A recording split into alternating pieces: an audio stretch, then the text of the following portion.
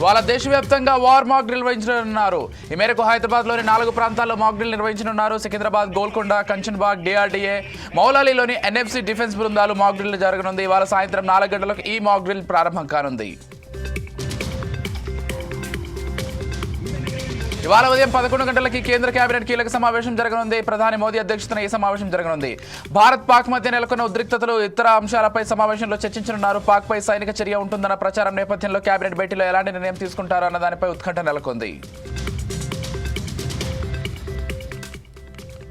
జమ్మూ కాశ్మీర్లో మరోసారి పాక్ కాల్పులకు దిగింది.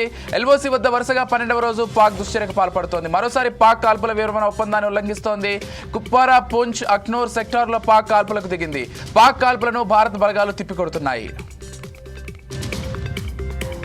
ఉగ్రవాదంపై భారత్ చేసే పోరాటానికి ప్రపంచ దేశాలు మద్దతు పలుకుతున్నాయి. ఈ క్రమంలో ఉగ్రవాద పోరాటంలో భారత్కు తమ దేశం అన్ని విధాలా అండగా ఉంటుందని అమెరికా ప్రతినిధులు సభ స్పీకర్ మైక్ జాన్సన్ స్పష్టం చేశారు. ఉగ్రవాదంపై భారత్ తీసుకునే కఠిన చర్యలకు తాము మద్దతు ఇస్తామని తెలిపారు. తెలంగాణ ఛత్తీస్గఢ్ సరిహద్దు కరెగుట్టల్లో కూంబింగ్ కొనసాగుతోంది. బలగాలు, మావోయిస్టుల మధ్య ఎదురు కాల్పులు కొనసాగుతున్నట్లు తెలుస్తోంది. ఎన్కౌంటర్ ప్రాంతంలో 2 మావోయిస్టుల మృతదేహాలను గుర్తించారు. భూగర్భ బంకర్ల నుంచి మావోయిస్టులు బయటకు వస్తున్నట్లు బలగాలు భావిస్తున్నాయి. ఓబులాపురం మైనింగ్ కేసులో నాంపల్లి సిబిఐ కోర్టు కీలక తీర్పు ఇచ్చింది. కేసులో 5గురికి శిక్షణ ఖరారు చేసింది. మరో 2 నిర్దోషులుగా సిబిఐ కోర్టు ప్రకటించింది. ఓబులాపురం మైనింగ్ కేసులో సబితా ఇంద్రారెడ్డికి క్లీన్ చిట్ ఇచ్చినట్లు తెలుస్తోంది. కేసులో ఇప్పటికీ 1 మృతి చెందారు. అలాగే ఐఏఎస్ లక్ష్మీపై నమోదైన కేసును కోర్టు కొట్టేసింది.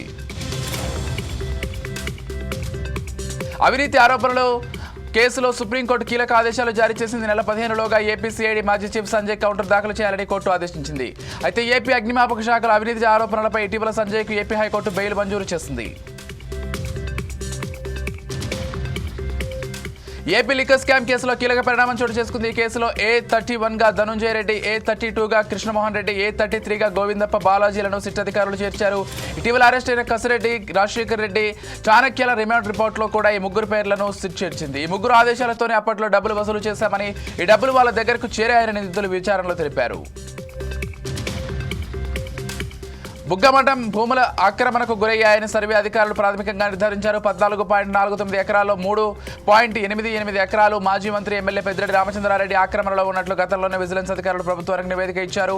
అయితే కబ్జా చేసింది ఎంత అన్న దానిపై మరింత లోతుగా అధికారులు విచారణ చేయనున్నారు. 10 రోజుల్లో ఎవరు ఎంతెంత భూమిని ఆక్రమించుకున్నారన్న దానిపై పూర్తి నివేదికను ఉన్నతాధికారులు ఇవ్వనున్నారు.